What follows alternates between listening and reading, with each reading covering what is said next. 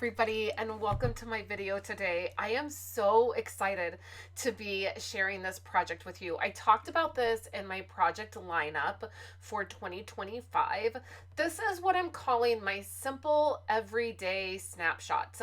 And you're going to see this as a pretty quick video, and this project comes together pretty quick. The majority of my time I spent just getting these coils bent. I just needed to bend the top and the bottom coil. I have a pair of these needle nose pliers that I just have wrapped duct tape around, and you can see they're pretty torn up on the tip. It's what I use to recoil when I have to recoil any of my items.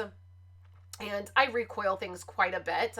I mentioned that I wanted to, or I was thinking about getting a cinch machine that does the coiling, and you can do notebooks and things like that. I really think that that is something I want to invest in this year. I've thought about it several times for many years, but I just never really thought I had a use for it. But I can tell you right now that I am loving the way that this project works.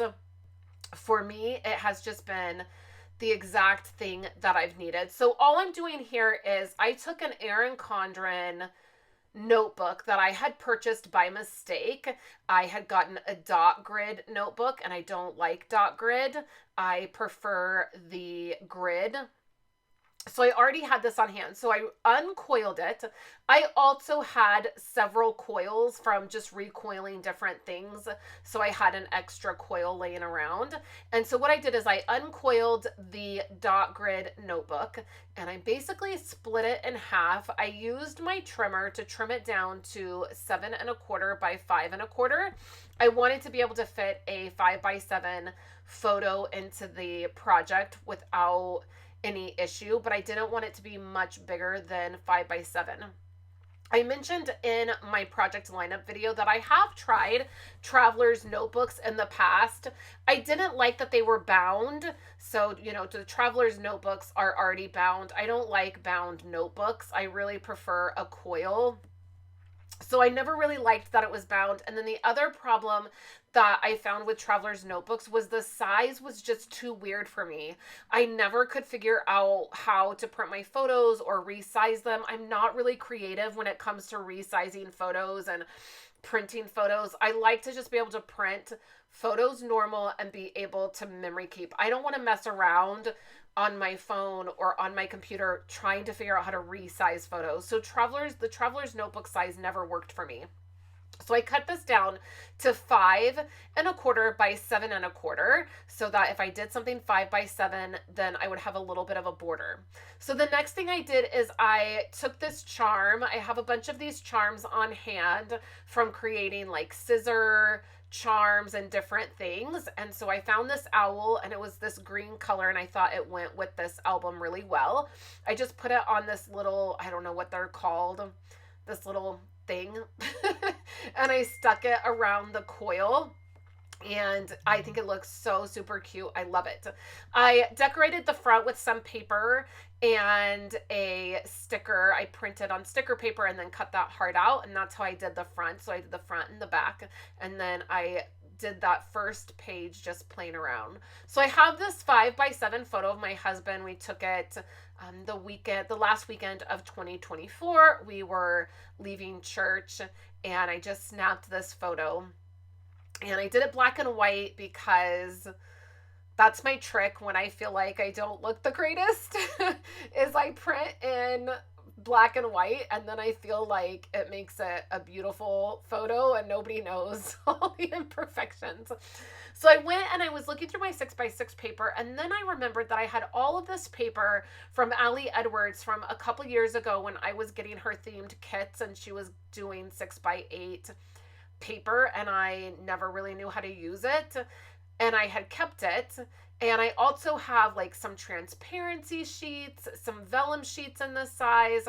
I also have some like, I think it's 6x8 or 3x8. I don't know. They're like the half size.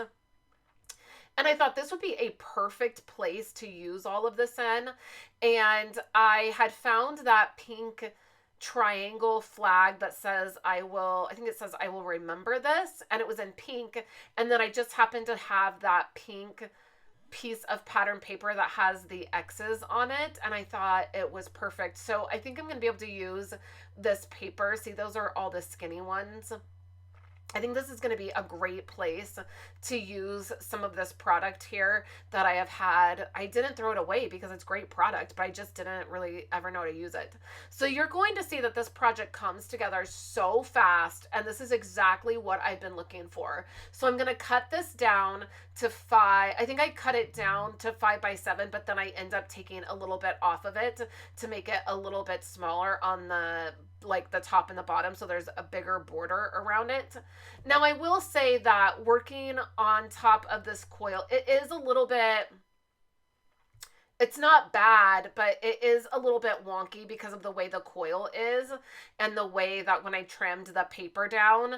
Now, I really think that the cinch machine and just getting that and being able to just have the coils and make albums like this for me, I think that might be a great fit.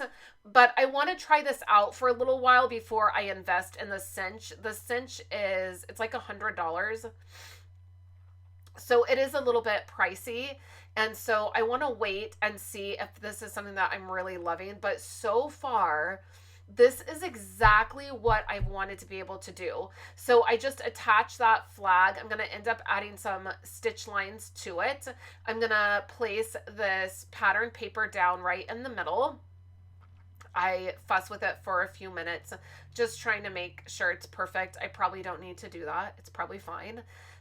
But it just, with the coil the way it is and the way the paper is, this was the first time I made something like this, and so I definitely, like, the next time if I were to cut down a notebook like this, then I might cut it where the coil is a little bit different. And you know, the Erin Condren notebooks are not that expensive.